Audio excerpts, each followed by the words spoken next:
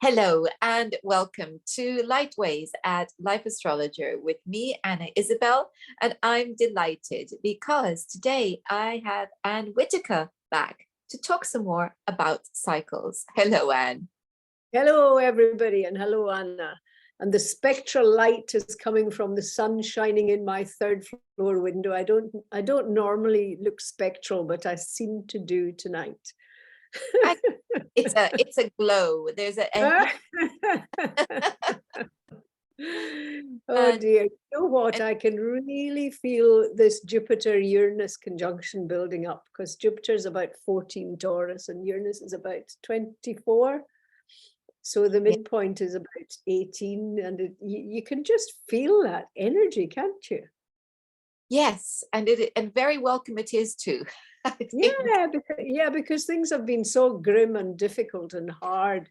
We need a bit of left field positive craziness coming into our lives, really, don't we? We certainly do. And last time we were talking about Jupiter cycles, and we talked a lot about Saturn cycles. Maybe we ought to talk a little bit about Uranus cycles. Yeah, well, we were talking also about the nodal return cycle as well last time. And Uranus, yes.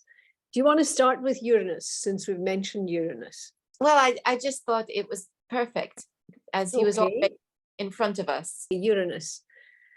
Well, what do we say about the Uranus cycle? The Uranus cycle is 84 years. And because of the phase of culture and medical care and all the rest of it that we're in, many more people see their Uranus return now than they used to 20 years ago. But I can't say I've ever done a chart reading for anyone who has had Uranus return. Have you? Well, I seem to remember that the last time I spoke to Roy Gillett, he may well have been having his Uranus return. Yes, Roy Gillett, who's the president of the Astrological Association and still going strong at 84, if he's listening or watching this, very much so. The other person I thought about, whose work I'm very familiar with, is Jung, because he died more or less on his Uranus return. And he was still working. So maybe that's, I mean, this is a very small sample, but if we're looking at two redoubtable old men, I'm sure Roy won't mind being called redoubtable if he's watching this. He's contributed such a lot to the astrological world in his time. And of course, Jung was an astrologer as well, although he didn't admit it up front very much because he didn't want to be judged too much by the kinds of prejudices that get thrown against astrology. But he worked right up until the end of his life. So maybe that's the secret. Maybe, you know, maybe we will reach our Uranus returns, Anna, if we just keep on working. I mean, I'm a lot nearer mine than you are near yours. That's all I'm saying. Well, I have every intention of being able to write about what it's like to have a Uranus return. And I look forward to hearing about your experience of your Uranus return as well. Right, so, well, I can put this down in public. If I get there, then you can interview me on my Uranus return, okay? Provided I'm still compos mentis, because I keep saying to my students, you know, if I start losing it, just tell me to go away. Because I'm very Uranian. I think you're quite Uranian as well. Well, I do have it in my first house, yes. I think that qualifies. And well, I have it conjunct Mars in my 10th. There you go. And mine is, I think, 1 degree off a trine to my sun. And yes. Well, I have it sextile my sun and moon, semi-square my Mercury. I think we're both pretty Uranian. Yeah, I think you can definitely see the hallmarks of Uranus. Certainly today. But I think it's, you know, to sort of come back to practicalities, the most obvious and useful part of the cycle for us to talk to people about is probably the Uranus opposition, which happens. Uranus opposes its own place between the ages of about 39 and about 42, depending on when you were born. And then, of course, there's the first square, probably the first square in one's early 20s, and then the midlife opposition. You could argue these are the most important Uranian points. I don't know what you think about that. Yeah, I would say that they are very interesting, particularly if you have Uranus in aspect to one of the personal planets, because Absolutely. that's when it tends to feel it most strongly. And of course, I include in that idea the angles as well. Yes. That's when we feel most strongly. Yes. I feel, you know, we can talk about Uranian transits as being about change and, you know, sometimes unexpected shocks and unpredictability. We can throw all those words out there. But I feel actually that for me, Uranus transits are, I think the intention is to be liberating, whether it's to liberate the mind from past constructs which are no longer useful, or whether it's situations. And the difference between having an easier transit and a more challenging one is that with the easier ones, we're ready for it. And with the harder ones, we're kind of holding on for dear life, resisting it. Yeah. And I think that's the difference too.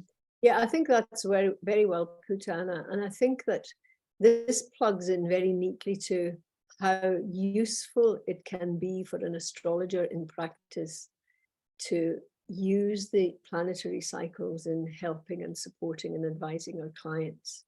Because when you see somebody, I mean, for example, if you see somebody who has got a Uranus square or a Uranus opposition coming up involving an angle or a planet, then it's really important to explore with that person how open they are to sudden unexpected change. Because I mean, all the planets are about change, but Uranus kind of change comes out the left field usually. You can't, as Liz Green was fond of saying in her seminars, if you think you can predict it, it's not Uranus you're looking at. So, but what you can do is alert people to the reality that they should widen their field of considered possibilities in their lives, I suppose, and be open more to the unusual and to the unexpected than they might otherwise be. Because Uranus is a famous disruptor of relationships. And I think if you can see a Uranus opposition coming up in somebody's chart and they're in a partnership, then you can advise them to be more open, to create more freedoms for themselves, to allow your partner more freedom. And I think that that is really, really important, and a very useful way of using an astrology consultation is just to alert people to the possibilities of these shifting and changing energy fields. Yes, and to indeed. help them open up their fears. If, you know, if somebody is expressing fear about relationship breakdown or afraid they'll lose their job and not wanting to move into other territory, then it's really important to work sensitively with these kinds of fears. I think too, sometimes the change is a long time coming, but it's a bit like a hurricane that comes along and makes you feel like everything is devastated. But when you finish the clear up, you can see new things, new possibilities, new opportunities, new shoots coming in. This is not Uranian in element, but it's Uranian in thought, where there's been fires, and the fires actually allow for seeds which would not germinate without fire to be germinated. I think we need to think of it as that kind of energy. And just from my own personal experience, I've had a few Uranus squares in my time. The one that I think is most illustrative of this principle in action was when it squared my MC. And at the time, I had two careers. I was both a teacher and a producer for the BBC World Service. And a series of political events in two separate fields affected my job. So the department I worked for the World Service, the funding was cut and we were let loose. And I, as a special needs teacher, as a non-class based teacher, was made redundant because of a reallocation of the way in which government was allocating funds. In other words, class teachers got a pay rise, but government did not give the schools extra money for the non-class based teachers, i.e. special teachers and anybody else like me. And we were gone. So within the space of 6 months, both my jobs were gone. And guess what? I thought, well, what am I going to do next? Do I want another teaching job? Actually, I've been wanting out of teaching for a long time. Do I want to carry on working for the BBC? I loved making radio programs. Hated working for an organization. That's so my script, Anna. Yeah. And the long hours that went with it, because I can remember, having 13-hour days on occasion. So it was not fun. So I thought, bullying editors, bullying head teacher in the last few years, maybe I need to do something new. And guess what? That's when I decided to go and do astrology as there you go. And I'm going to tell you a parallel story, because I had Uranus in Scorpio squaring all my Leo planets in the 12th house. And that was the time when I encountered this astrologer. I think I told the story last time of encountering this astrologer in the Bath laundrette who looked at this horoscope that I was absolutely staggered that he could tell me so many things, and said, well, in about 7 years' time, you're either going to end up doing this or something very like it. And 7 years later, I was very restless during that time because I wanted to get out of adult education teaching, and I knew I wanted to do something else, but I didn't know what, and I wanted to be a writer, but I wasn't getting going. And or I'd always been a writer, but I wanted to do it in a different context. And then when Uranus hit my IC and South Node, I started studying astrology. I came out of my house one morning and there was a leaflet under the windscreen wiper of my decrepit old Morris Traveller car. It was pouring down with rain. I pulled this leaflet out. It was for a local clairvoyant. I thought, I don't have much truck with clairvoyance, but I'll make an appointment and go and ask her how I can study astrology. So I did that. I went in, I said to this woman, I don't want you to tell my fortune, but I do want you to tell me how I can study astrology. And she, bless her, didn't charge me anything, gave me the address of the Faculty of Astrological Studies and sent me away. See, so Uranus. That's brilliant. And you're talking about conjunctions, and it's made me think also about when it conjuncted my moon. And when it conjuncted my moon, I ended up living in a motorhome, some of the best time ever in my life. It was circumstances that dictated that we had to be creative about our living arrangements. We're not an audience. We are very subtly not asking her about this we. We're not going to ask her. my partner and I. Oh, that's all right. Oh, we can ask you about them then. Yes, it was. We were in circumstances were difficult financially, and we thought, okay, we're going to find a motorhome, not a caravan. We wanted something which was very self-contained and in which we could shower and yes, I arrived for work every day and my home picked me up from work every day. It's wonderful. I love it. It was a very liberating experience. But I remember at the time loving it and being very anxious that this couldn't possibly go on forever. And now Was this with Uranus going through Sagittarius by any chance? Actually, it was in Capricorn. Or was it in Capricorn? All right, Yeah, okay. it was in Capricorn, and it was not exactly the norm at the time.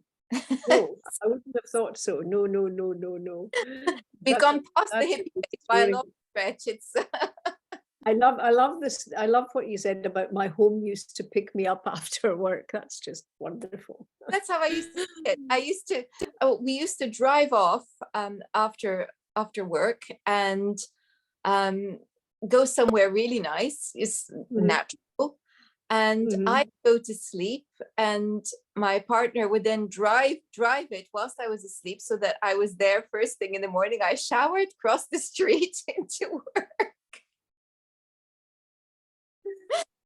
Good God. Very So nice. this, how long did this go on for? The whole of the Uranus transit?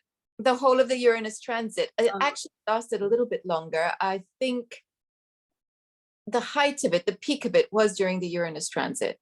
Yes, mhm, yeah. mhm. But afterwards, I might add that my moon is in the fourth house. Okay, okay. And That's, that's, that adds weight to the whole story, doesn't it? It really It does. certainly does. I think that's yes, it was the moon. Yeah, the moon's in the fourth, so Uranus was conjunct my moon in the fourth, and I had a mobile living experience. That's amazing. That really is amazing. And I'm remembering when Uranus was going over my Mars, hang on, when Uranus was going over my husband's Mars, and his Mars is in Capricorn, my Mars is in Cancer.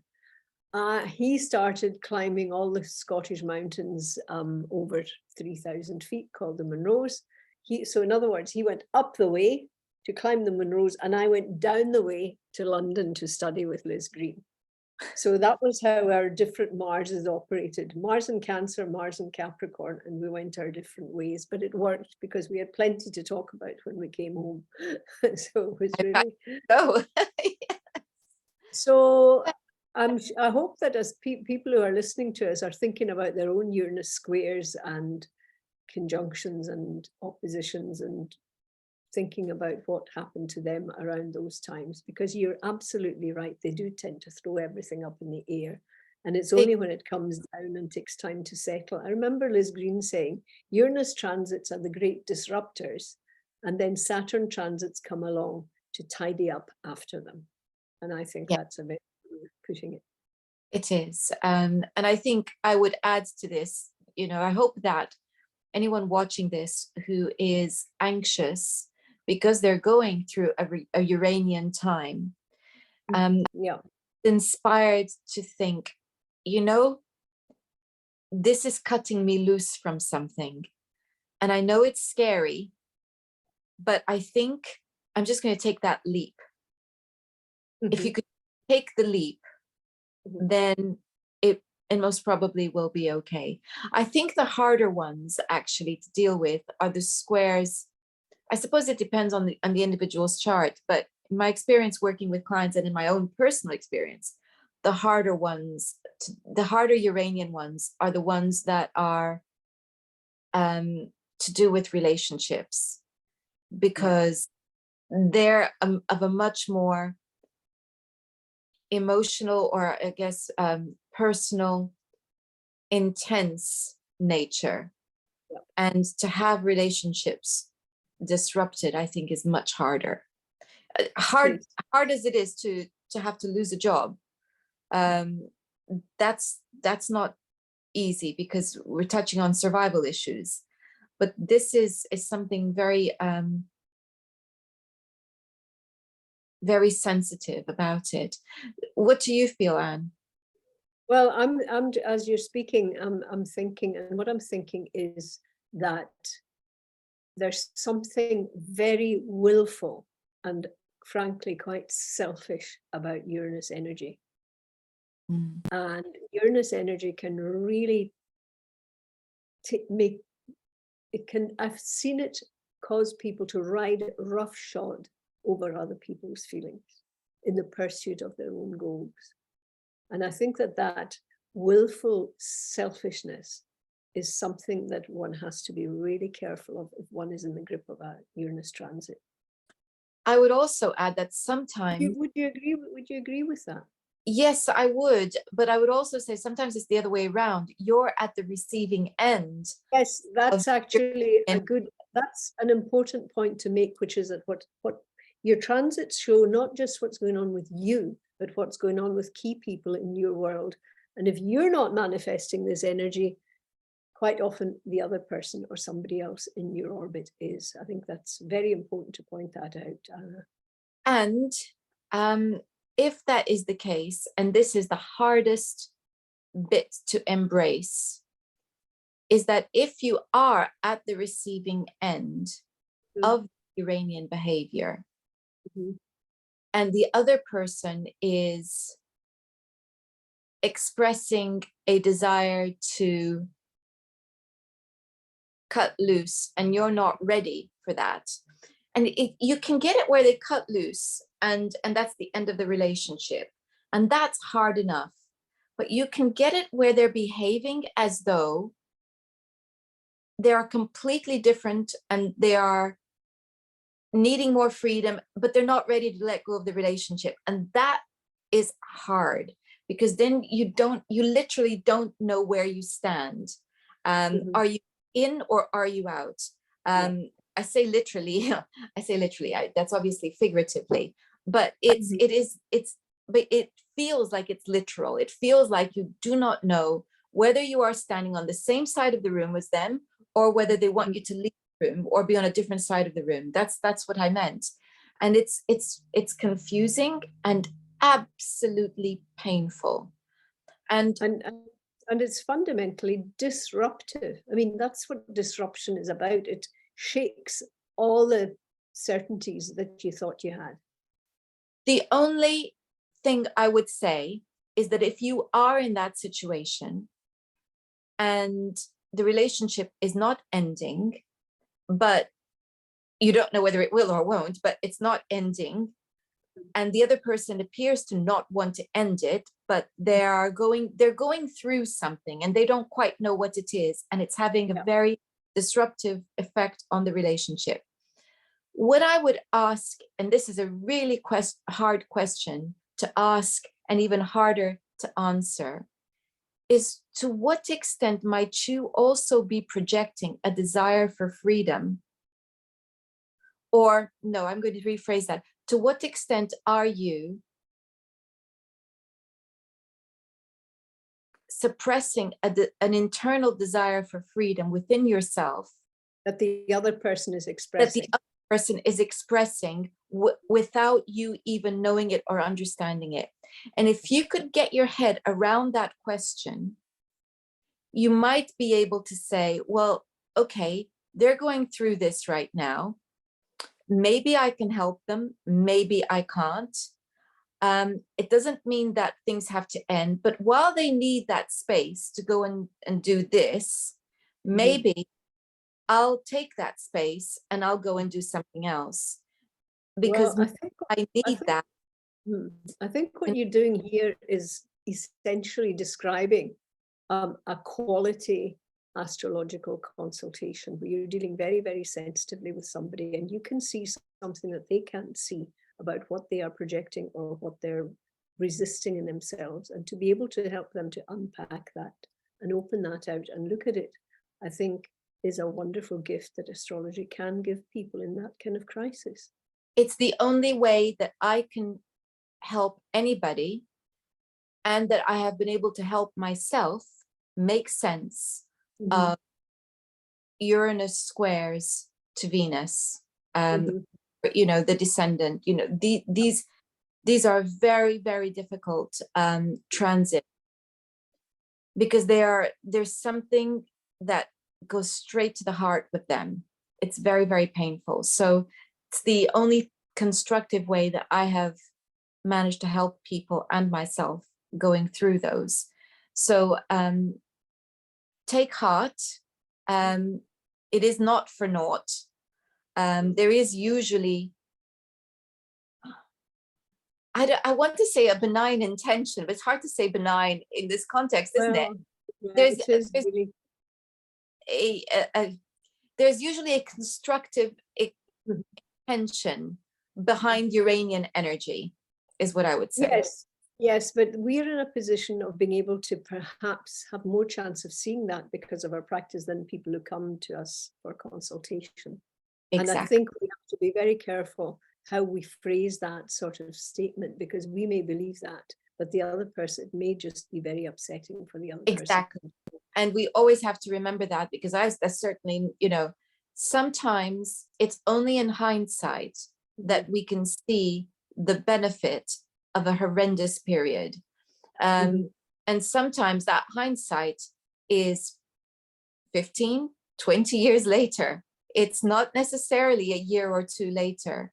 It's too painful, and it takes a long time to process and to go back and say, I can see now why I went through that, or I can see that going through that helped me in the long term to do this, this, and this. So it's and I think that perspective, Anna, can apply to all the outer planets. I mean, I'm thinking about Chiron because we're going to be talking about the Chiron cycle, and I have a very good example to give at some point. But Chiron, Saturn, Uranus, Neptune, Pluto, all of these can give one's insights retrospectively, because I'm thinking about my long Neptune transit during my 50s, where I had to really give up work after a crisis in the family because my energy was burnt out. And it was a really hard time. But looking back on it, I got immeasurable spiritual gifts from that time. Yeah. When at the time I was just offering it up and asking for help because I couldn't deal with it myself. Yeah. So you're right, it does take a long time to get perspective. And I think this is where, our experience as more experienced practitioners and people of teaching and counseling experience, as well as being astrologer, really comes in, because there are times when you really have to handle people so carefully or you can damage them. Absolutely. So that, talking about the damaging and everything else brings us to Chiron, doesn't it? As well. Yes, it does. It does. So it's a long time since I've talked about Uranus transits. My goodness, they certainly shift things like nothing else does. Yeah. Chiron, where do you want to start with Chiron transits? Well, so I have two things in my head I could share right now, but you may want to go off in a different. Well, Chiron, as we know, has a very, very irregular cycle. So the one thing that we do know for sure is that Chiron comes back to its own place at 50. So with all the other positions, with the squares and the oppositions, you really have to look at the ephemeris. You really have to know people's charts. It has to be within a consultation. But if somebody is 50, then you just know that this is a Chiron return, and that that Chiron in the person's horoscope is going to be triggered. All their Chiron aspects are going to be triggered by Chiron's return. And it's an opportunity, and sometimes quite a painful opportunity, to open up that territory. And the example I'm thinking of is, I've done a lot of work with people over the years and done quite a lot of work with Chiron transits, but the one that really sticks in my mind, this is a deeply moving one. The other one is a more light-hearted one. But I had a woman come to me who was just over 50. And she was really, really in quite a state. She didn't know why she was feeling as terrible as she was. She was terribly grieved. And I looked at her chart, and Chiron was linked with the moon and Saturn. And I said to her, did anything critical, maybe of a separative nature, happen to you when you were very, very young, in the first year of your life? And she looked at me and she said, yes, my mother died. And I said, is there now at this point a big issue being activated in your life with another female figure that takes you back to your early life? And she looked at me and she said, well, my mother-in-law was my mother. And my mother-in-law died, and I can't get over the loss of my mother-in-law.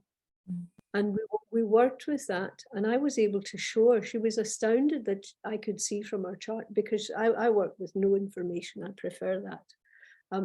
She was astounded that I could see that connection from her horoscope. And the fact that she was so astounded and so opened up by this enabled us to talk about what had happened around the time of her mother's death, as far as she felt it had damaged and marked her at the time.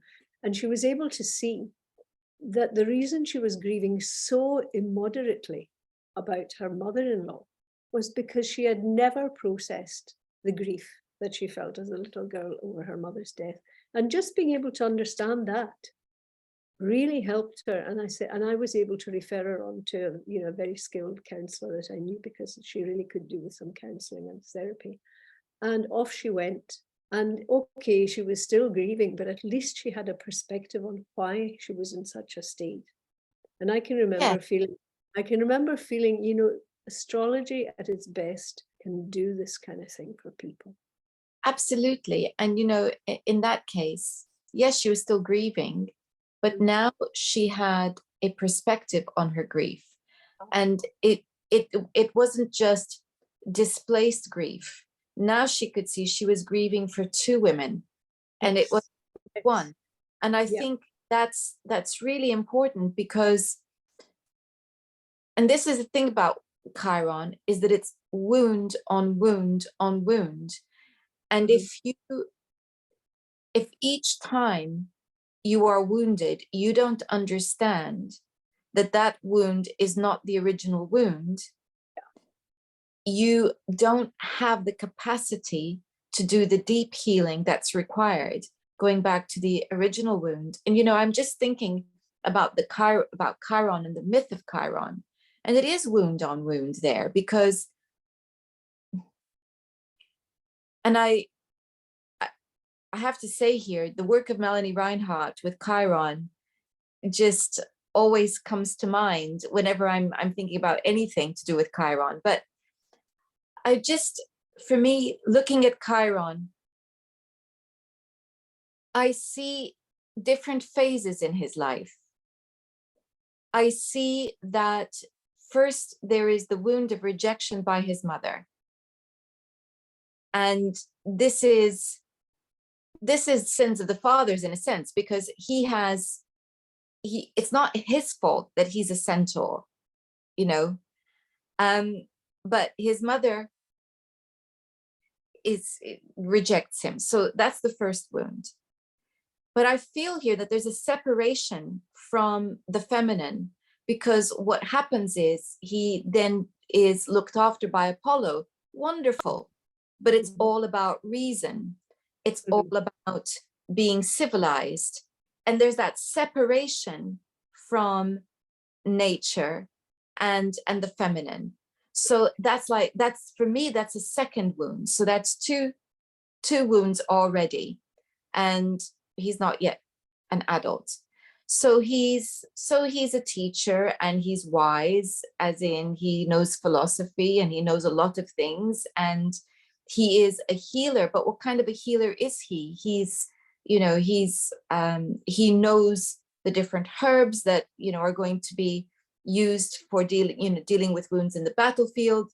So it's for me, it's a practical type of healing, which we would associate with the left brain. It's knowledge. And then it happens. He gets wounded by his friend, that Hydra blood gets into him. And where is it? Raises his thigh, and it's nobody's fault. This is the key. It's nobody's fault. It's nobody's fault, but it is the thigh.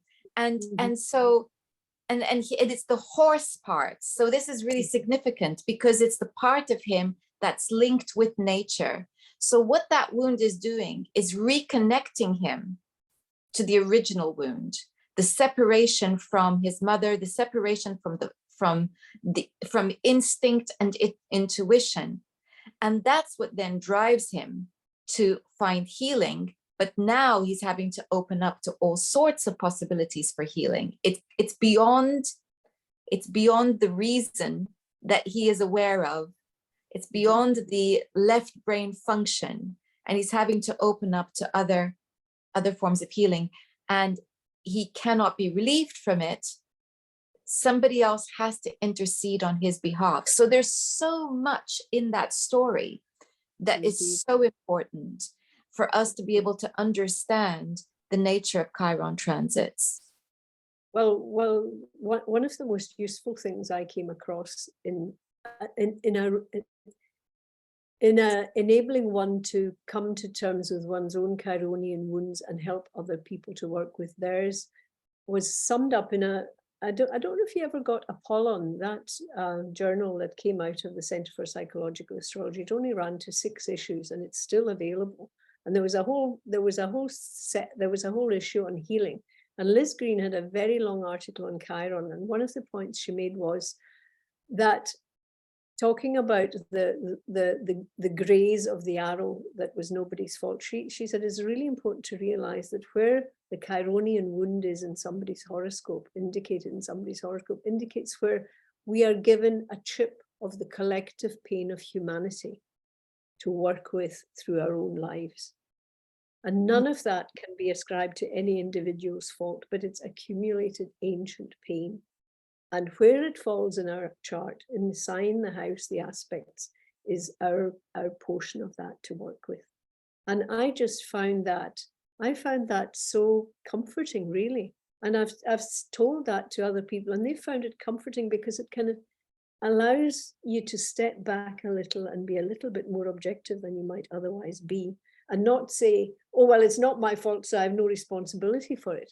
But this really is not my fault, but I need to find a way of working with it. And if I work with it, I can release some of the poison, and with it, some of the opportunity, because I think it was A.L. Morrison who talked about Chiron as the inconvenient benefic. And I love that. I love taking that dimension of Chiron as well as the healing dimension, because the two are connected. And the wonderful story is that my late husband, Ian, his midheaven was 17 Gemini. He had Chiron going over his midheaven at 17 Gemini. He developed mumps, not where it would have been more serious, but in his throat. He couldn't speak for days. He was in pain. I had to liquidize his food and feed it to him through a straw, more or less. But it stopped him smoking. And he had been a resolute smoker since his teens. And in his early 40s, he got Chiron over his midheaven and he quit smoking. Physical pain and Chiron transits often go together. Yeah, so that's a perfect example of the healing dimension and the inconvenient benefic dimension connected to the wounding. I'm just thinking about how many times I've seen Chiron transits manifest physically, and I don't want to scare anyone, No. because very often they're not, how can I put it? It's not serious illness. It's inconvenient nuisance type stuff, like the mumps that your husband went through. It passed, and I've seen that, but in the time it is a fairly intensely physically uncomfortable experience, if I can put it like that. And I think what it does is, what all of the Chiron transits seem to do is humble us and make us aware of our vulnerability. And it's really important that we are connected with our vulnerability, because if we are not connected with our vulnerability, it reduces our ability to have compassion for others. And it also makes us reject vulnerability in others too. So, I think that's so well put, because the sort of old saw about Chiron being the wounded healer is so correct. It's so appropriate. And I really think that every one of us who stands in front of our fellow human beings in whatever capacity and offers to heal them, whether it's as astrologers or therapists or doctors or whatever, if we can't acknowledge that we're working from the wounded healer in ourselves, and that at least part of this offering to the world is from our own sense of our own woundedness, then I think we can be a danger to other people, frankly. We can get arrogant, we can become hubristic, we can think we know it all. And it's so important to own up to your own wound. It is, because apart from anything else, arrogant behavior and the desire to ride roughshod over others often is a way of masking own individual vulnerability.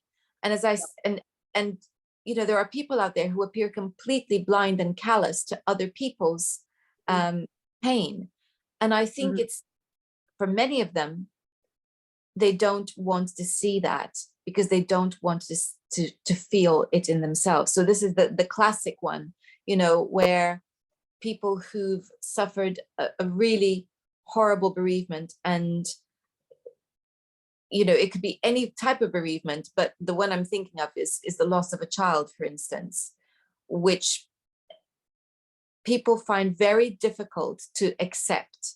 And I don't mean the parents, I mean everybody else. So they don't know what to say, they don't know how to behave. But I think when I've listened to clients say, oh, you know, everyone, it feels like everyone's shunning me, nobody wants to talk to me, as they're at the height of their pain. I've heard people say, it's like I'm contagious. They're afraid that, you know, they're going to lose their child or something is going to happen to them. And I think actually what that's really about is, your pain is so intense, I can't deal with it because we say, I can't imagine what you're going through. No, we can imagine what you're going through. It makes me feel your pain and I don't want it. No, I think you're absolutely right about that. And that's evoked a memory for me from about 10 or 15 years ago. I was doing a lot of bereavement counseling at one time. But anyway, I saw this woman across the street and I knew her, and I knew that she and her partner had lost a child about a year previously. So I crossed the road to see how she was.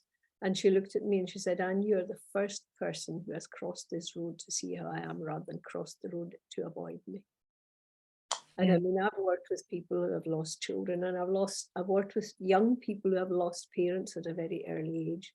And it just calls forth other people's woundedness so much that other people have to defend themselves against it. Yeah, really can't cope with it. And I think medical people, I mean, there are many wonderful medical people, but I can remember one time my husband had a bad knee caused by hill walking, and he was in the process of getting an operation. And we went in and were seen by this intern who had no interpersonal skills whatsoever. Now, fortunately, Ian and I he was very patronizing and Ian and I were very articulate people. We weren't putting up with that. So we put him in his place, and he realized very quickly he needn't treat us like that. But after we left, I went to the consultant and I said, I wish to report that your intern has the interpersonal skills of a gnat.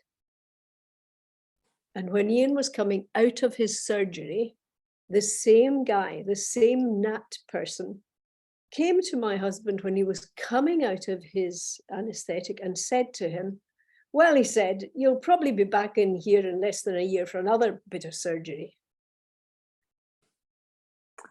So I'd like to contrast that hideous experience with, and keeping in mind, I have currently been going through Chiron conjuncting my North Node.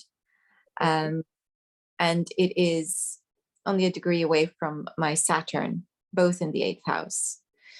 And I have to say that this has been a very intense time for me, in which I have had to deal with issues of loss and mortality, potential loss, and definitely mortality. And I have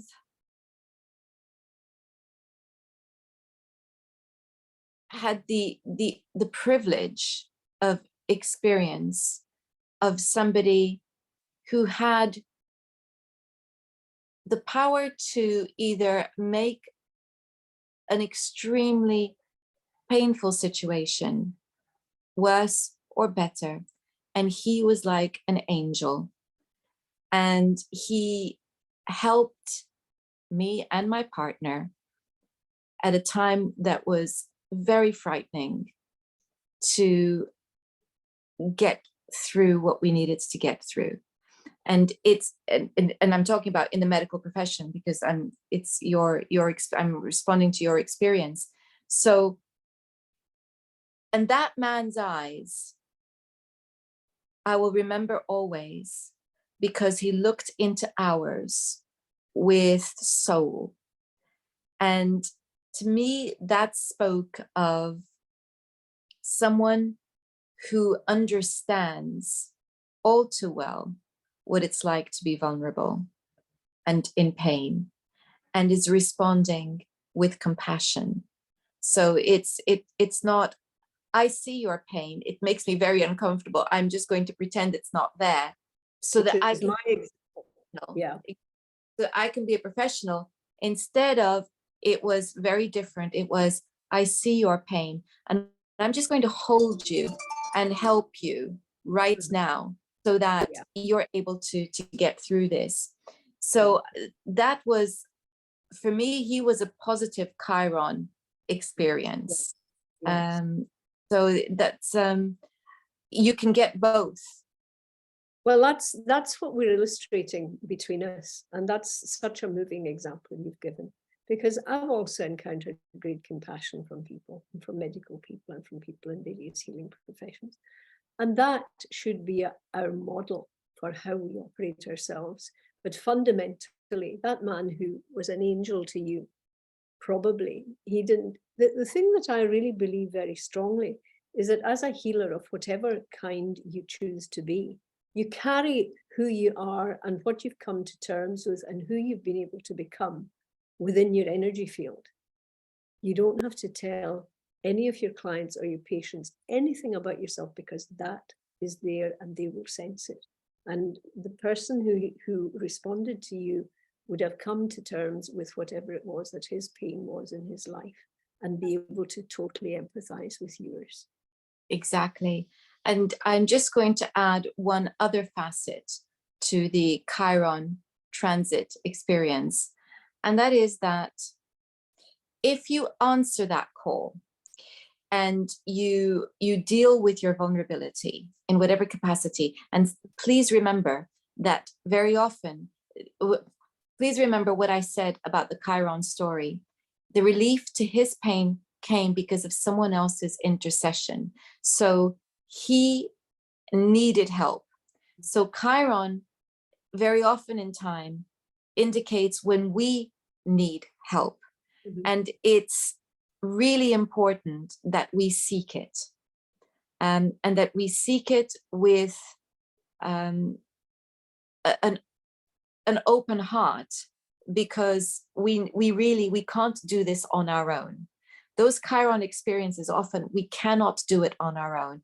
Trying to do it on our own is just too much. So and when you open yourself up, you open yourself up to the benefic side of somebody else's intervention.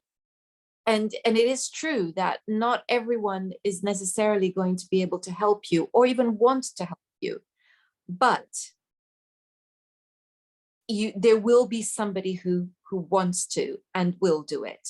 So that's why it's very important. So I found myself in this instance asking for help. I'm not one, I'm usually very independent, but this time I asked for help. And I have to say that it's been one of the most extraordinary, heartwarming, and reassuring experiences, because everyone has been wonderful and rallied and supported us in various ways, even with just little messages here and there. So it was wonderful to have that. I feel very honored and grateful for that. But the other thing that you may find during Chiron transits is that people suddenly, your ability to play healer to others or teacher to others, you're called on too. And I've had both happening simultaneously. And it's not that it's new to me, the fact that I'm a therapist. I've been a therapist for many years now. I've been an astrologer for many years. But I can tell you that I have had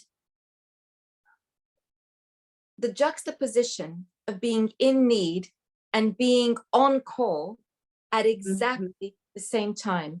There was an evening in which I was waiting for an extremely important phone call with, I would say, just bated breath. And I had 3 calls that needed to be answered urgently because somebody was in need of me and they were in intense trouble. And I had to, one was a suicidal client. I had to help her, to stabilize her, to help her to be safe. Then there was somebody else, and then there was somebody else. All of that kind of urgency, while I myself just holding my breath, waiting for something. So it's been a very, I might add that this Chiron transit is happening in my 8th house. And this is why I was sitting thinking there and thinking about the fact that it's on your north node, and that is so powerful. Yeah, in the 8th. So for me, it's had that additional intensity that it is the 8th house. But I don't think it's exclusive to me, because I've seen this played out perhaps with less intensity or urgency in terms of kind of there being life-death situations, but equally intense in different ways. And so it's calling on you to be the teacher, to be the healer, but equally you will also be seeking it yourself. And that's Chiron through and through. That's the story of Chiron. So the whole range of possibility that Chiron evokes was present in your life at this particular time. Wow. Yeah. So it's so I think, again, so for what would you say to somebody going through a Chiron transit right now, Anne? What would I say? I would say, don't be afraid to be open to those who can help and heal you. Yeah, that's exactly what I would say too. So don't, despite your own pain, put up barriers to any painful requests that may come your way. Yeah, it's the more we can. I would also just add one last little bit, and I would say the more you can engage with your vulnerability, and you will find that sometimes that's really almost impossible, but you will if you can find the courage to do it and use that to ask for help and to help. Well, I'm very much aware of that now at the stage of life I'm at, where I've lost my husband, I've reestablished my life, I'm living on my own, I'm in my 70s, I'm fit enough, a few bits are falling off inevitably, but not enough to keep me out of mischief. But I'm aware that as I get older, my natural tendency is to do it for myself, to be independent. And I know I have to have the humility to know when to say, look, I need help here. And I think that aging is a real challenge when it comes to Chiron and how you approach that dimension of your own life. And none of us really knows how we're going to go through it, but at least if you're open to the possibility that you're not invincible and that you need to ask for help sometimes, and that there are people out there who are very willing to offer it, as you found out, then that's the best of all possible worlds within the context of our very fallible humanity, because we are very fallible creatures, really. And maybe a note we can end on with Chiron is to say that, independence is really important.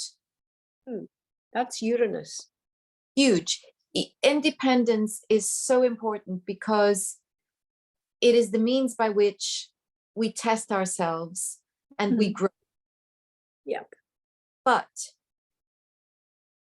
to operate as though we have to carry everything on our shoulders is folly. Of course it is. It's not only hubris and arrogance, it's also folly. Because when we do that, we are denying our humanity. And we do that at our peril and the peril of others as well. Because if we do that, it would be a danger, as you said, to others. So I think it's just a little reminder that there's a time to stand alone and to say, no, I can do this. And it's really important, you know, people who are recovering from illness, for instance, or whose bodies are in some way disabled, they must be able to do some things for themselves. Otherwise, we are destroying them if we are wanting to do everything for them. It is absolutely vital that we continue to do as much for ourselves as possible. But we also must be able to say, that's my limit, and I really need some help with that. So it's interesting how we've covered the trajectory from Uranus to Chiron in this session, because we need to find some sort of middle ground, don't we? Whatever we're trying to achieve, it comes back to trying to find the middle ground. Indeed. Well, that's it's interesting. We've had a very full discussion about 2 planets, and I was wondering, I wonder how many we can do in one session. But these are. I think the energies of the planets dictate how much we can do, because we still have the progressed lunar cycle to cover. We still have the progressed moon return. So it's up to you whether we carry on with this or whether we just decide to call it a day now. No, we don't call it a day, as long as you're up to chatting some more. Sure. That would be great. Let's do that. So and hey, thank you so much for inviting me again. Oh, thank you. And I'm just saying hello, everyone. Part 3 to come. It would appear so. Bye.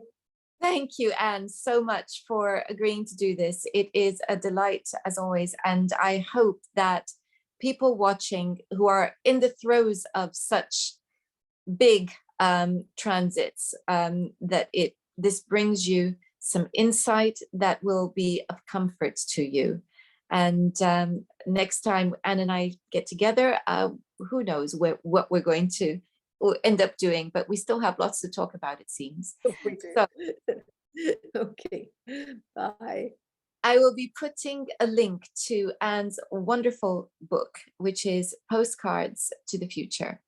And thank you so much for that lovely review, which I've shared around. You may have seen it. It's really, I'm so pleased with it. Well, the reason I've written this review, which is glowing, is because it is a great book to read. So I'll be putting a link to that in the description box. And at the same time, Anne's website, so that you can easily find her and her work. And you can also check my own website. I am just starting some great courses, one of which covers some of the centaurs, Chariklo, Pholus, and Nessus, and the other, which is all about the houses, starting this month. Until next time, goodbye.